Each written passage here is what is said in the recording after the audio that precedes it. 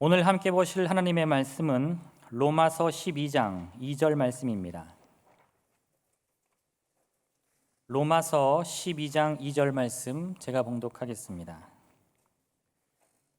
너희는 이 세대를 본받지 말고 오직 마음을 새롭게 함으로 변화를 받아 하나님의 선하시고 기뻐하시고 온전하신 뜻이 무엇인지 분별하도록 하라.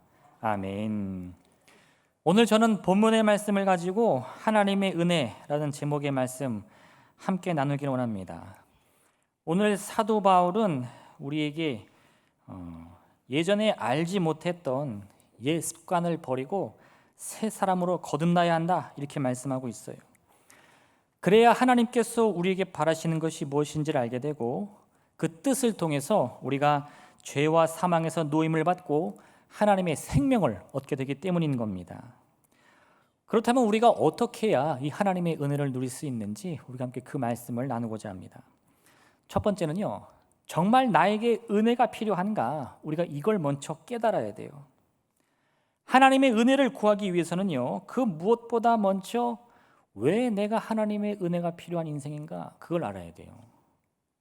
그걸 알지 못하면 우리가 교회의 인생이 대단하지 않습니까? 보통 10년, 20년, 할렐루야. 네, 10년 다니면 새신자라고 부르더라고요, 그죠?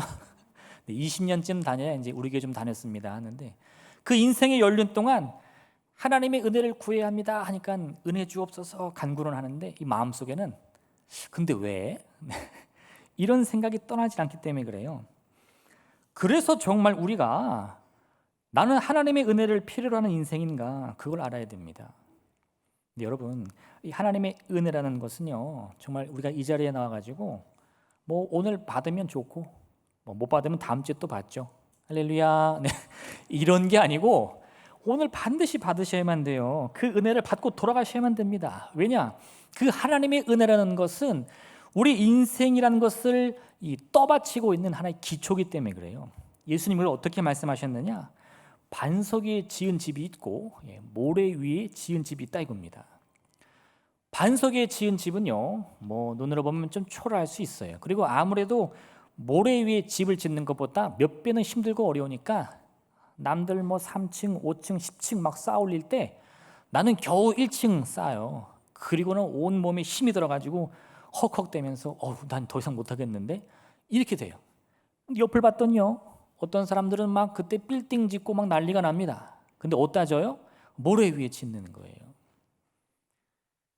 눈으로 보면 내 인생이 어찌나 초라한지 진짜 이루 말할 수가 없습니다. 근데 결정적인 순간, 그 인생의 밑바닥까지 다 흔들리는 위기의 순간이 찾아오면요, 누가 이기죠? 아무리 멋지게 지은 집도 반석 위에 지은 집은 순식간에 무너지고 마는 겁니다. 우리에게는 하나님의 은혜가 반드시 필요해요. 아담과 하와가 범죄함으로 말미암아 인간은 누구나 이 죄의 운명을 벗어날 수 없게 됐습니다. 그 내가 한 거 아닌데요? 이렇게 대답할 것이 아니고요. 인간은 누구나 이 죄의 운명을 타고난다는 거예요. 그 죄의 지배를 받는다는 거예요. 지금 이 순간에도 이 죄의 통치력이라는 것이 우리에게 임하고 있다 이겁니다. 그래서 하나님의 그 은혜 위에다가 우리의 인생을 세워야만 그 죄악이 우리를 우겨싸고 넘어뜨리려 하고 흔들려고 할 때도 너끈히 버틸 수 있다 이 말이에요. 하나님의 은혜가 필요하겠어요? 안 필요하겠어요? 할렐루야. 네. 그래서 우리는 나는 반드시 그 은혜를 받아야 된다 이런 마음의 갈급함을 가져야 됩니다. 하나님의 천국은 이미 우리를 위해 예비됐죠. 근데 그건 아무한테나 주어지는 게 아니에요. 하나님이 너는 이쁘니까 주고 너는 좋으니까 안 줘야지 이러시는 건 아니거든요. 우리 모두를 위해 예비하셨는데 왜 누구는 받고 누구는 못 받죠? 달라고 해야 받죠. 달라고 해야. 천국은 누구의 것? 침노하는 자의 것이다. 그래서 우리가 내 인생은 몇 층을 쌓았는지 얼마나 화려하게 지었는지 그거 볼 것이 아니고요. 어떤 기초 위에 지었느냐, 지금 나는 어떤 기초 위에 살고 있느냐, 그걸 깨달아야 돼요. 아담과 하와가 죄를 범했을 때 그들은 에덴 동산에서 쫓겨나고 맙니다. 그래도 하나님께서 그들에게 은혜 주셨어요. 그 증거로 그들이 가인과 아벨을 낳게 됩니다. 근데 그 결말이 무엇이죠? 이 가인과 아벨이 한 날 한시 하나님께 제사를 드렸는데 하나님이 가인의 제물은 가인의 제물은 받지 않고 아벨의 제물을 받으셨어요. 그랬더니 이 가인이 아벨이 미워 죽겠는 거예요. 하나님이 네 동생 아벨이 어디 있느냐 물으시는데도 그는 모른 채 하고 그 동생을 죽입니다. 그게 무슨 말씀이냐? 아우 걔는 왜 그랬대? 하는 이 가인에 대한 원망을 하라는 게 아니고요. 이러한 이 가인의 실수와 죄악이 언제든 우리를 덮칠 수 있다는 거예요. 하나님이 가인을 미워하셨습니까? 그를 싫어하셨습니까? 아니요. 단지 그가 드린 그 수십 번의 제물과 이 예배들 중에 한 번 안 받으신 것뿐이에요. 그런데 그것으로 통해 이 가인은 마음의 원망을 품고 분노를 품고 미움을 품고 이 사랑해야 할 동생을 죽인다는 겁니다. 왜요? 우리가 죄의 통치를 받고 있으니까. 이런 가인의 모습을 통해 우리가 깨달아야 될 것은요, 지금 우리가 이 죄의 권세로 인해서 얼마나 눌려 있는지를 알아야만 돼요. 마음으로 생각하는 것이 악하고 입으로 내뱉는 것이 악하고 우리의 행동이 얼마나 악한지를 알아야 됩니다. 여러분들 자책하라는 게 아니라 그게 우리의 인생이다 이거예요. 그래서 그 인생 바꾸기 위해, 그죠? 그래서 그 인생을 뒤집기 위해서 이 세대를 본받지 말고 마음을 새롭게 하여서 하나님이 내게 원하시는 것을 따라가자 이겁니다. 그게 오늘 말씀의 주제예요. 할렐루야, 할렐루야. 네, 이제 좀 얼굴이 좀 풀리시네, 그죠? 왜 목사님 맨날 죄만 얘기하시나 하는데 그걸 알아야 은혜를 구하기 때문에 그렇습니다. 사망의 권세라는 것은요, 사실 언제든 우리를 노리고 있어요. 틈만 나면 내 생각이나 마음을 지배하려고 합니다. 그래서요, 우리가 이 미움을 품을 때 누군가 내게 아유 당신은 왜 그렇게 저 사람을 미워합니까? 물으면 왜 이유가 없겠어요, 그렇죠? 이유가 다 있죠. 저 사람이 내게 이렇게 말했어요. 저 사람이 그때 나한테 이렇게 상처 줬어요. 할 말은 다 있는데 그거 해결되면 우리 인생의 이 미움이 다 끝이 날까요? 내 분노가 다 수그러들까요? 아니요. 그 사람이 용서되면 다른 사람이 미워 보이고 이 사람이 용서되면 저 사람이 미워 보이고 이 미움의 골이라는 것이 마치 꼬리에 꼬리를 물든 영원히 해결되지 않는 숙제처럼 주어진다는 겁니다. 마음의 분노가 그치질 않아요. 그게 이 분노와 죽음과 멸망이 우리를 노리는 증거인데요. 사실 그것을 우리가 다르게 표현할 필요가 없어요.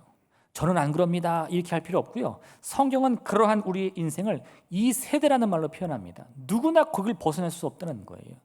태어난 사람이라면 이 세상 가운데 생명을 가지고 살아가는 사람들이라면 그 이 세대의 삶을 살고 있어요. 그런데 그러면 우리가 그렇게 이 세대와 같이 늘 미워하며 원망하며 죽음과 멸망으로 향해 달려가야 되느냐? 아니라는 겁니다. 그 저주받은 운명에서 벗어날 수 있다는 거예요. 나를 새롭게 함으로 죽음을 따라가는 것이 아니라 하나님께서 내게 바라시는 뜻, 그 뜻을 분별하여 그 길을 향해 갈 수 있다는 거예요. 그게 뭡니까? 하나님의 은혜를 받는 거죠. 그래서 우리가 기도할 때요, 여러분 뭐 어려운 말 할 필요 없어요. 뭐 창조주 하나님, 뭐 천지 만물을 지으신 하나님, 뭐 다 좋긴 하지만요, 이 고백을 꼭 기억해 주시기 바랍니다. 하나님, 나를 불쌍히 여겨 주옵소서. 하나님, 나를 긍휼히 여겨 주옵소서.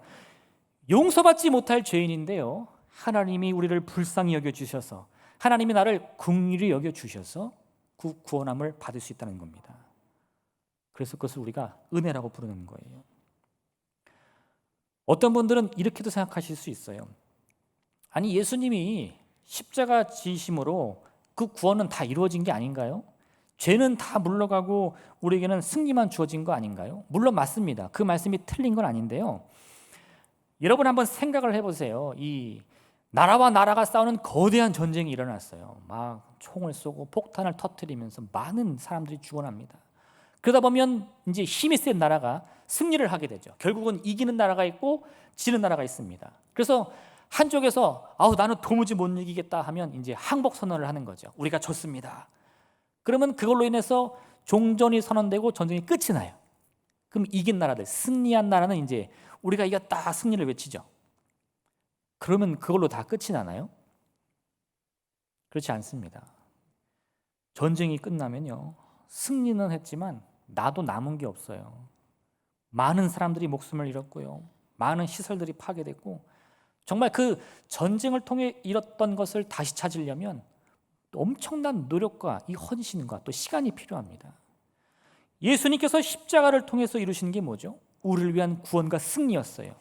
그걸 위해 예수님께서는요, 십자가에서 매를 맞고 피를 흘려 그 목숨을 버려야 했어요. 그것을 통해 우리에게 승리를 선언해 주셨습니다. 전쟁은 끝이 났지만요, 그 이후에 우리가 이 죄악으로 잃어버렸던 것을 다시 찾기까지는 많은 시간이 필요할 겁니다.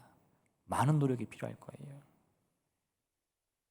우리나라도 1950년대 너무 끔찍한 전쟁을 경험했죠.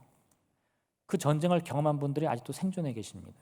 그분들은 여전히 기억하실 거예요. 우리가 지난 이 50년대, 60년대 전쟁에 승리하고도 얼마나 힘들게 살아왔는지. 지금 우리의 이 세대라는 삶이요, 그런 거라는 거예요. 승리는 주어졌지만 아직 너무 힘이 듭니다. 근데 그것으로 끝났나요? 아니요. 그 힘든 시기를 노력하며 또 열심히 정직하게 성실하게 버텼더니 지금 한번 우리나라를 둘러보십시오. 정말 60년 전, 70년 전에 전쟁을 치러서 나라가 완전 초토화된 나라입니까? 너무 잘 살고 있어요. 우리에게도 소망이 있습니다.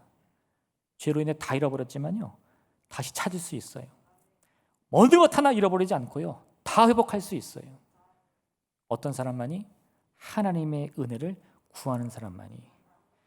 오늘 이와 같은 믿음을 가지시고요, 여러분 마음 가운데 이 소망을 찾아가시길 부탁드립니다.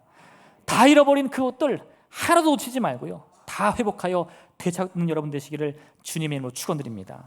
두 번째, 여러분, 그래서 하나님의 은혜를 받는다는 것, 그것을 위해서는요, 우리의 마음과 생각을 바꿔야 합니다. 마음을 바꿔야 돼요. 생각을 새롭게 해야 합니다. 우리가 지금까지 이 평생, 한평생 주님의 은혜를 몰랐을 때 너무나 오랜 세월을요, 이 죄악에 물들어 살았어요. 악이 나를 지배하며 내 생각을 지배하는데 그것도 모르고 이 마귀의 뜻을 따라서 살아왔다는 겁니다. 그게 오랜 시간 반복되니까요, 그게 우리의 습관이 되어버렸어요. 습관이. 이 사람의 습관이 됐어요. 우리 옛말에 이런 말 있죠? 사촌이 땅을 사면 어디가 아파요? 배가 아파. 왜 배가 아파요?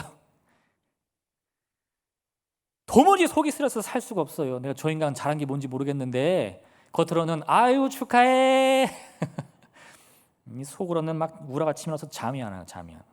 왜 그런가요? 이 악한 마음의 습관이 들어가지고 나도 모르게 그렇게 하면 안 된다는 거 아는데요, 잘 안 돼요. 누가 처음부터 사촌이 땅만 사기만 해, 나중에 배가 아주 그냥 아파 죽어버릴 거야, 이런 사람이 있겠습니까? 다 기쁨은 함께 나누고 슬픔을 위로해야 된다는 사실은 알아요. 그런데 막상 따르릉 여보세요, 되게 오랜만이야. 나 요즘 사업이 너무 잘 되는 것 같아. 아파트를 사면 집값이 오르고 사업을 하면 돈이 잘 버는데, 그럼 뭐라 그래요? 축하해 죽겠네, 그죠? 나도 모르는 그런 반응들이 나온다는 겁니다. 이 악한 습관들, 우리에게 물들어 있는 그 생각들 떨쳐내지 않으면요, 하나님이 많은 은혜를 가지고 우리에게 물붓듯이 부어 주셔도 받을 수가 없어요. 받을 수가 없어요. 우리 집안에 보면 많은 그릇들이 있습니다. 어떤 그릇은 아주 비싼 값을 주고 사가지고 귀한 그릇들이 있어요. 이거는 잘 아껴뒀다가 귀한 손님 오실 때만 좀 써야지 하고 찬장에 들어가서 나올 생각을 안 하는 그릇이 있고, 어떤 그릇은 늘상 사용하다가 깨져도 그냥 아예 또 사지 하고 그냥 버려버리는 그릇도 있어요. 근데 정작 진짜 이 귀한 손님이 오셨을 때 쓸 수 있는 그릇은 뭐냐? 비싼 돈 주고 산 그릇이냐, 싼 돈 주고 산 그릇이냐가 아니고 깨끗하게 준비된 그릇이다 이거예요. 아주 좋은 그릇을 사가지고 잘 모셔놓는다고 창고에다 고이고이 싸모셨는데 어디다 둔 줄 몰라. 너무 잘 뒀어. 아무리 기억을 해도 그 그릇이 어디 있었는데, 그럼 쓸 수 있어요, 없어요? 그거 못 써요. 간신히 찾았더니 웬걸 잘못 보관해가지고 막 쥐똥이랑 먼지랑 잔뜩 앉았어요. 그거 할 수 있어요, 없어요? 그거 못 써요. 큰 집에는 금그릇과 은그릇뿐 아니라 나무그릇과 질그릇도 있어 귀하게 쓰는 것도 있고 천하게 쓰는 것도 있나니, 그러므로 누구든지 이런 것에서 자기를 깨끗하게 하면 귀히 쓰는 그릇이 되어 거룩하고 주인의 쓰심에 합당하며 모든 선한 일에 준비함이 되리라. 내가 금그릇이냐 나무그릇이냐 중요하지 않습니다. 더 중요한 것은 내가 그 죄악의 모든 악한 습관들을 버리고 지금 내가 마음을 새롭게 하여 하나님의 그 은혜를 받을 준비가 되어 있느냐 하는 거예요. 그게 오늘 본문의 주제입니다. 누구와 있든 무엇을 행하든 상관없습니다. 지금까지 내가 어떤 삶을 살았는지 중요하지 않아요. 그 모든 삶의 습관들을 다 버릴 각오가 되어 있느냐 이거예요.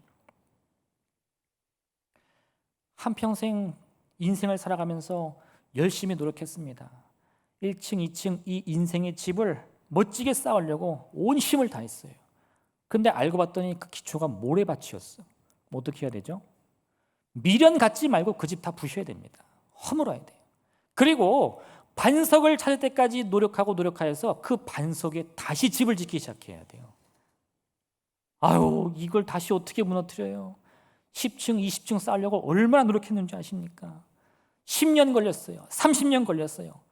해도 아무 소용이 없다는 거예요. 처음부터 그 출발이 아무 준비되지 않은 모래밭이라면요, 그게 누구도 넘볼 수 없는 궁전인들 무슨 소용이 있겠습니까? 바람 불면 다 쓰러지는데. 내 마음의 습관이 무엇이든요, 하나님의 은혜를 위해서는 다 포기할 준비가 되어 있으셔야 돼요. 그렇게 우리의 모든 옛 습관을 다 벗어던지고요, 오직 새로운 마음으로 나를 무장할 때, 그때야 비로소 내게 필요한 하나님의 은혜가 보이게 되는 것입니다.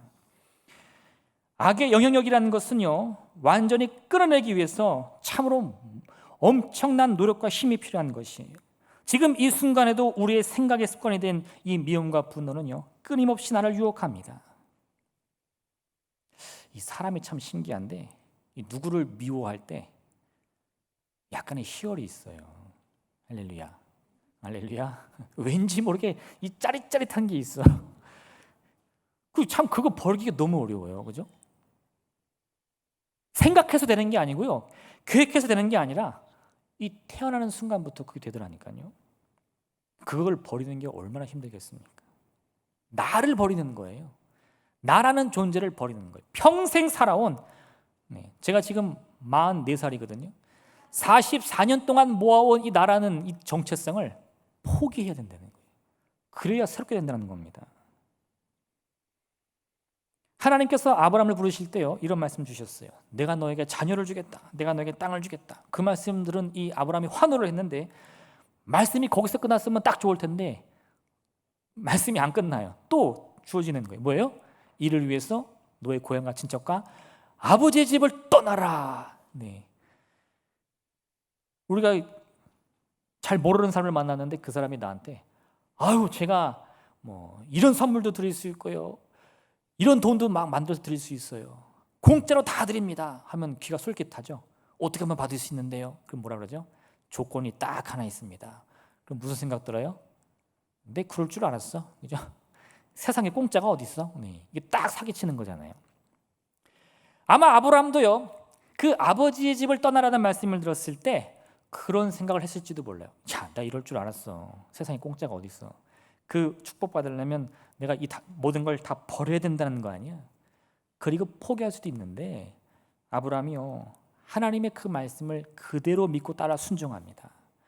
그리고 가나안 땅에 갔더니 그럼 하나님의 축복이 활짝 열렸느냐? 아니요. 드디어 고생길이 열리는 거예요. 그 땅에 정착민들이 가득한데 이 이방의 선 아브라함 보더니 그를 도무지 가족으로, 식구로, 민족으로 여겨주질 않는 겁니다. 저는 저 멀리서 온 사람인데 힘이 없으면 힘이 없다고 무시하고, 나중에 막 부자가 돼가지고 이 가신들을 거느리니까 네가 우리를 해할까 무섭다 해서 또 무시합니다. 뭐 이래도 안 되고 저래도 안 되는 거예요. 그렇게 한평생 가나안 땅에서 떠돌이로 이방인으로 살아갈 수밖에 없었어요. 근데 왜 하나님은 그를 이 편안한 아버지 집을 떠나서 그 고생의 땅으로 가라고 했을까요? 나중에 아브라함이 아들을 낳습니다.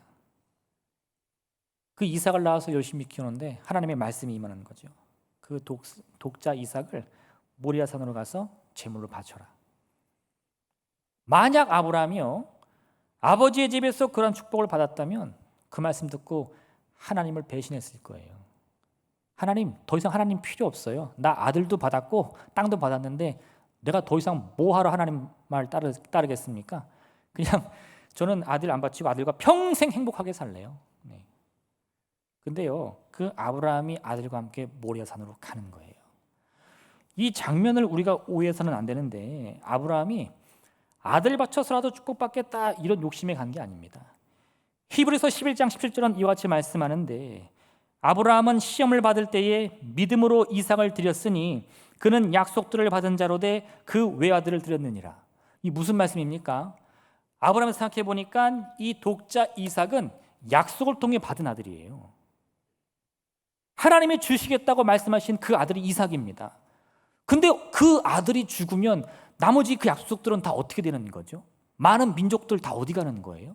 하나님이 내게 주셨던 그 약속들 다 어디 가는 거예요? 이게 아브라함의 머리로는 왜 하나님이 아들을 이삭으로, 이 아들을 제물로 바치라고 할까? 그게 이해가 안 되고 용납이 안 되는데, 마음으로는요, 하나님이라면 무엇이든 하실 수 있다는 믿음이 생기는 거예요.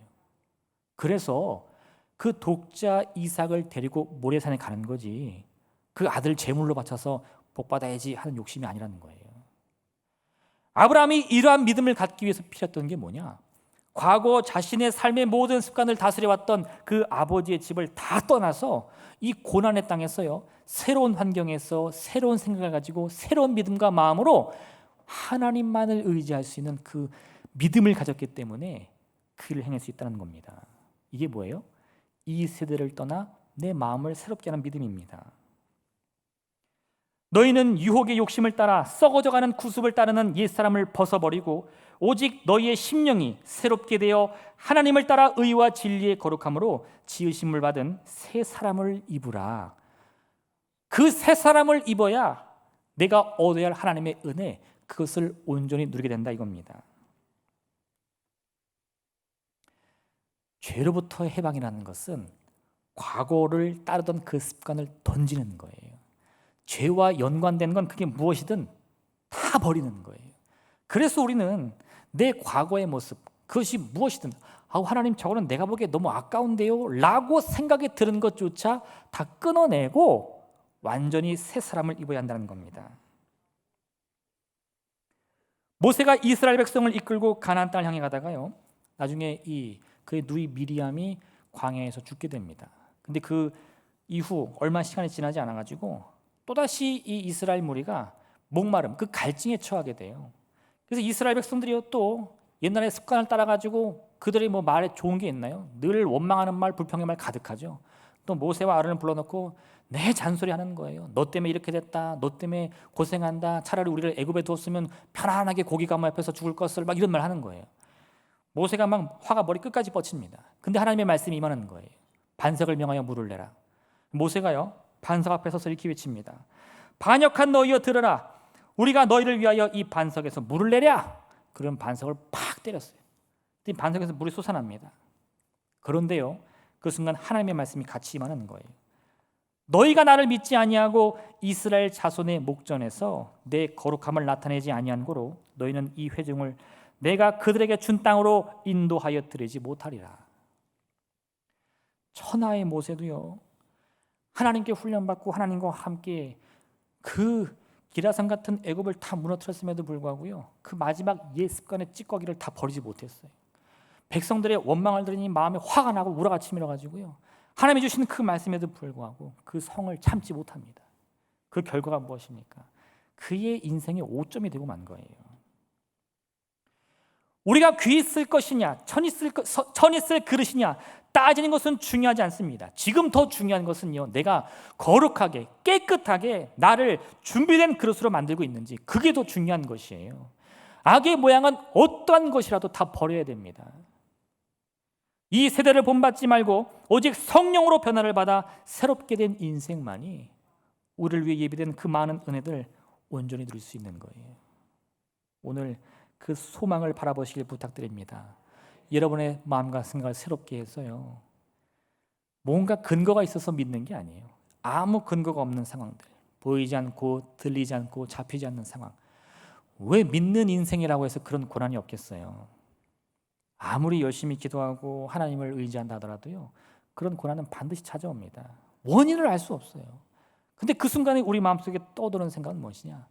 하나님 너무한 것 아닙니까? 내가 그토록 충성했는데. 이런 옛 습관이 아니라 하나님이라면 이것도 어떻게 해주시겠지 라는 그 믿음을 가져야 된다 이거예요. 여러분의 생각의 변화로 말미암아 그 은혜를 누리시길 부탁드립니다. 마지막 세 번째는요, 여러분 그 생각의 변화를 통해서 우리의 행동을 변화시켜야 돼요. 특별히 근데 여러분, 우리가 이 옛 습관을 벗어던질 때 생각을 바꾼다, 그리고 우리의 행동을 바꾼다. 그 행동 중에도 말의 습관을 바꾸시길 부탁드립니다. 생각과 마음의 변화로 끝나서는 안 돼요. 생각이 바뀌었는데 행동이 바뀌지 않으면 무슨 소용이 있겠어요. 네. 마음으로는 사랑한다고 하는데 하는 행동을 보면 뭐 바뀐 게 하나도 없어. 저 인간 저거 그냥. 그럼 아무 소용이 없어요. 네, 그죠? 네. 사랑이라는 것은 실천해야 되죠. 마찬가지로요. 내 마음의 생각을 새롭게 했다면 그 새로운 생각이 나의 행동을 통해 나타나야 되는데 오늘 그것 중에서도 말의 변화에 한번 집중해 보시라 이거예요. 우리 말에는 놀라운 비밀이 숨겨 있는데 뭐냐? 그 말이 나의 삶을 지배할 수 있다는 거예요. 말이 나를 지배해요. 당연한 거 아닙니까? 내가 하고 싶어서 하는 말인데 그렇지 않아요. 여러분이 하루에 했던 말들을 아마 이 종이에다 쫙 적어가지고 내가 하고 싶었던 말 쫙 표시하고 이 말은 왜 했지? 하고 후회되는 말 한번 표시해 보세요. 그럴 수 있다면 제가 장담하건대 절반 이상은 내가 원하지 않는 말로 가득할 겁니다. 왜 그래요? 습관으로 나가는 거예요. 하고 나서 뭐라 그래? 아이고 입이 방정이야, 입이 방정이야. 근데 우리가 그런 습관적인 말에 지배를 받고 있다는 거죠. 그래서 그 말을 바꿔야 됩니다. 제가 예전에 여의도 순복음교회 조은기 목사님의 그 간증을 들은 적이 있어요. 되게 재밌는 간증이었는데 그 조 목사님이 이 치유의 기도로 되게 유명하잖아요. 막 기도하시면 질병이 떠나가고 막 안진매가 나타나고 일어나고. 저 어떤 간증 들었는데 어떤 분이 교통사고 나가지고 다리가 이 뼈가 부서져가지고 철심을 박았더니 다리가 이 짝짝이가 된 거예요. 근데 그거를 10년 동안 기도해가지고 다리가 자랐다는 얘기를 들은 적도 있거든요. 근데 그분이 이런 말씀하시더라고요. 한 번은 어떤 권사님이 찾아오셨는데 이 성대에 암이 걸려가지고 소리가 잘 안 나오시는 거예요. 목사님, 저 좀 기도해 주세요. 이렇게.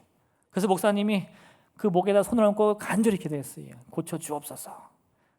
그런데 기도할 때 이 목사님 마음속에 믿음이 안 느껴진다는 거예요. 이거 안 낫겠는데? 막 그런 마음이 들더라고요. 자기도 깜짝 놀란 거예요. 이게 왜 그러지? 기도를 마치고요. 어쨌든 기도는 해야 되니까. 기도를 마치고 이제 권사님이 뒤돌아 가는데 그때 그 이유를 발견해요. 왜요?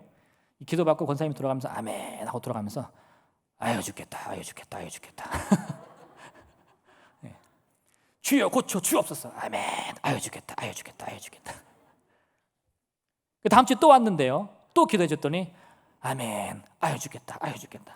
그 말을 끊이질 않는 거예요. 그래서 한 번 너무 화가 나가지고 권사님 그 말 좀 그만해요. 기도받았으면 낫다고 선포를 해야지 왜 죽겠다는 말을 해요? 그랬더니 권사님 뭐라는 줄 아세요? 목사님은 안 아파봐서 몰라요. 낫겠다는 거예요? 안 낫겠다는 거예요? 안 낫겠다는 거예요? 안 낫겠다는 거예요? 하다 안 돼가지고요. 목사님이 그 권사님 불러가지고 이렇게 말합니다. 권사님 이거 도무지 안 되겠으니까 권사님의 습관을 바꿔야 될 것 같아요. 지금 당장 기도원에 가가지고 베드로전서 2장 22절과 24절 말씀. 그는 죄를 범하지 아니하시고 그 입에 거짓도 없으시며 욕을 당하시되 맞대 욕하지 아니하시고 고난을 당하시되 위협하지 아니하시고 오직 공의로 심판하시는 이에게 부탁하시며 친히 나무에 달려 그 몸에서 우리의 죄를 담당하셨으니 이는 우리로 죄에 대하여 죽고 의에 대하여 살게 하심이라. 그 말씀을 주시면서 10,000번을 써오라고 그런 거예요. 10,000번을. 그 목사님이 너무 강하게 얘기하니까 권사님이 네 하고 그 길로 기도에 들어가신 거예요.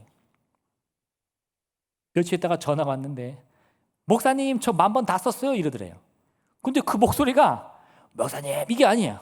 그래가지고 너무 깜짝 놀라서 아니 권사님 목 괜찮으세요? 물어봤더니 가만히 있다가 아이고 목사님 10,000번 쓰라고 너무 힘들어가지고 아픈 것도 까먹었어요.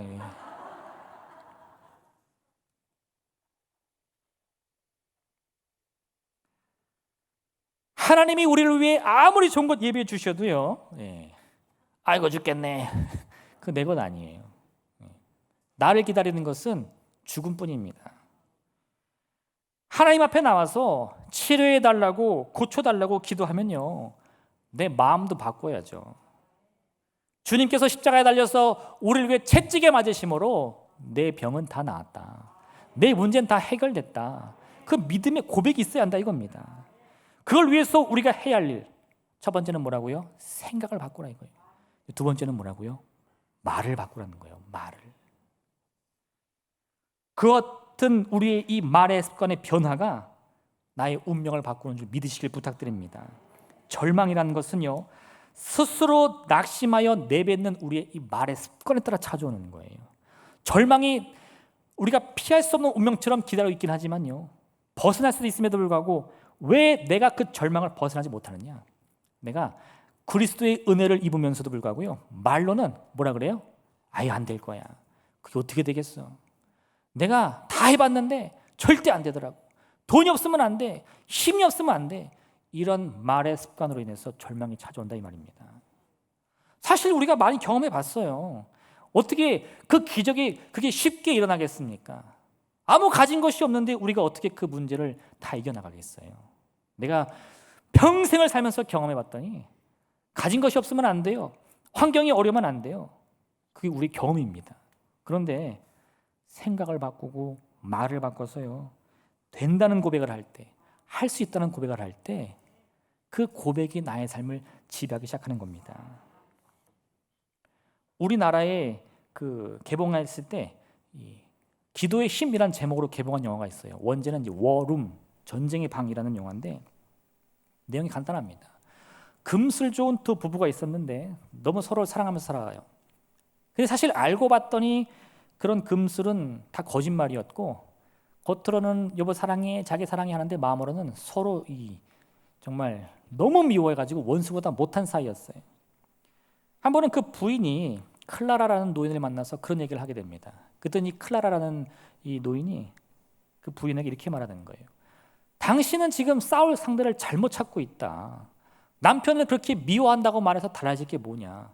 당신의 그 말 한마디 한마디가 가정을 죽이고 있고 당신을 죽이고 있다. 싸울 상대를 제대로 찾아서 싸워라.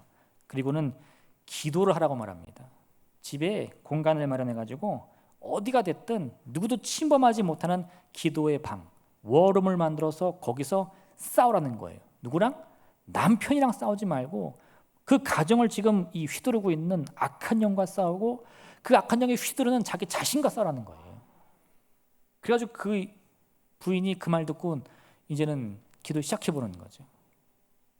나중엔 정말 그 기도의 힘이 자신을 바꾸는 걸 깨닫게 됩니다.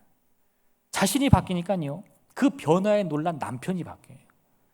그리고 남편이 바뀌고 아내가 바뀌니까 자기들에게 주어진 환경도 바뀌어요.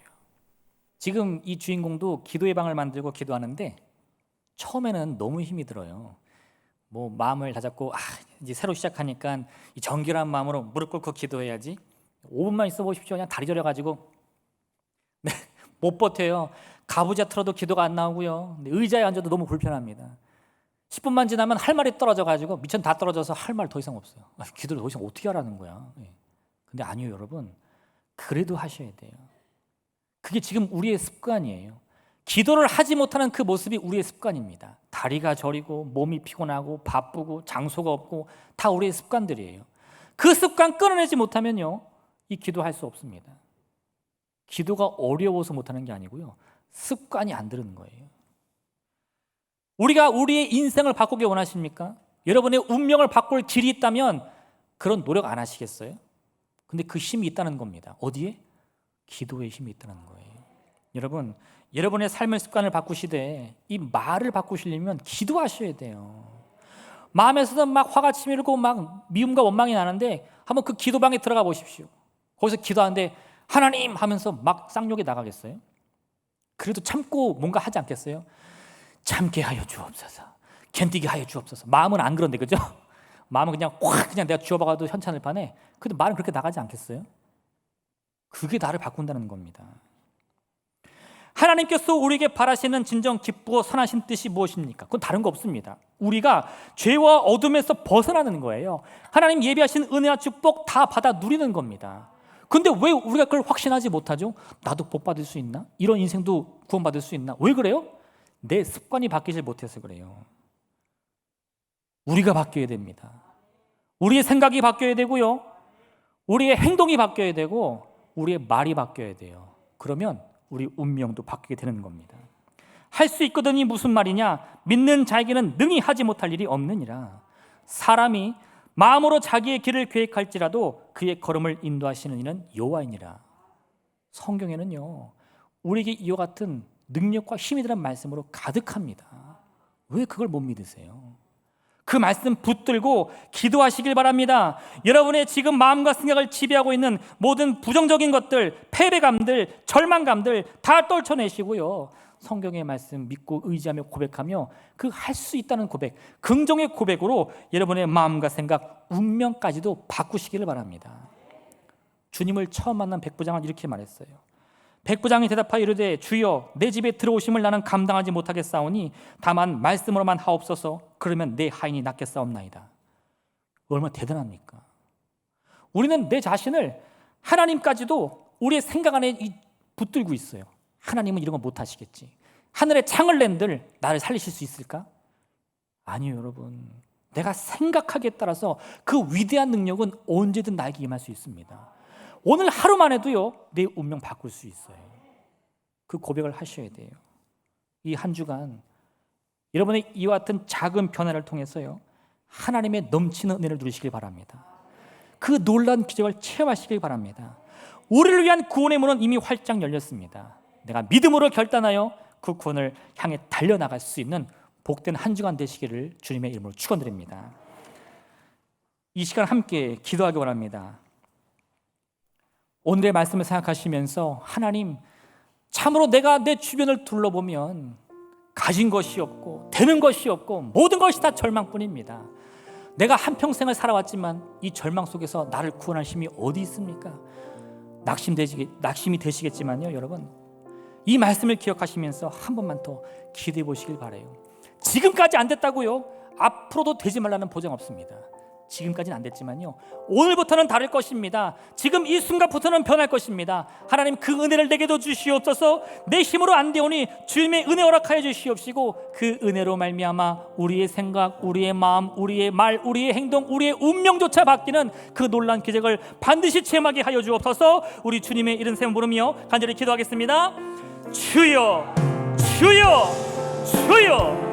사랑의 하나님 아버지, 감사드립니다. 하나님, 이 귀한 말씀을 우리 마음에 새길 수 있게 하여 주옵소서. 주님의 능력의 말씀이, 그 생명의 말씀이 나에게 힘이 되어서 내 걸음을 인도하며 우리의 이 모든 삶을 바꿀 수 있도록 역사하여 주시옵소서. 눈에 보이는 것이 없고 귀에 들리는 것이 없고 손에 잡히는 것이 없다 할지라도 주 앞에 나와 기도하며 부르짖으며 우리의 생각, 우리의 말, 우리 행동을 바꾸어 하나님의 은혜를 온전히 줄 수 있도록 주님 역사하여 주옵소서. 주님께서 반드시 들으실 것입니다. 주님께서 반드시 들으실 것입니다. 주님의 기적은 반드시 일어납니다. 주님의 기적은 반드시 일어납니다. 할렐루야. 하나님 아버지여, 오늘 그 은혜 반드시 내 안에 얻고들하게 하여 주시옵소서. 내 마음을 채우게 하여 주시옵소서. 내 생각을 채우게 하여 주옵소서. 악은 어떠한 모양이라도 버리며 오직 그리스도의 은혜만을 우리의 마음과 생각 안에 가득 채워갈 수 있도록 주여 역사하여 주옵소서. 아버지 하나님이여, 우리의 이 모든 막힌 환경을 주께서 열어주시옵소서. 홍해가 갈라지고 죽은 나사가 다시 살아나는 그 놀라운 기적을 체험하게 도와주시옵시고 그 하나님의 은혜로 말미암아 우리 운명이 바뀌는 놀라운 체험할 수 있도록 주여 역사하여 주옵소서. 우리 귀한 성도님들, 마음에 많은 무거운 짐 가지고 나왔습니다. 누구에게도 말 못한 그 문제들 주여 기억하여 주시옵시고 긍휼을 길러 주시며 하나님 아버지여, 그 걸음을 인도하여 주사 그 운명이 바뀌는 놀라운 체험할 수 있도록 주여 도와주시옵소서. 오직 주님의 은혜입니다. 우리 주님의 은혜입니다. 나를 살리는 주님의 은혜가 나와 함께 할 줄로 믿사오니 이 한 주간도 그 말씀 안에서 승리할 수 있도록 주여 도와주옵소서. 이 시간 아픈 곳이 있으신 분들은 아픈 곳에 손을 얹고, 마음에 제목이 있으신 분들은 가슴에 손을 얹고 함께 기도하겠습니다. 사랑의 하나님 아버지, 참으로 이 절망 속에 처한 우리들을 불쌍히 여겨 주시옵소서.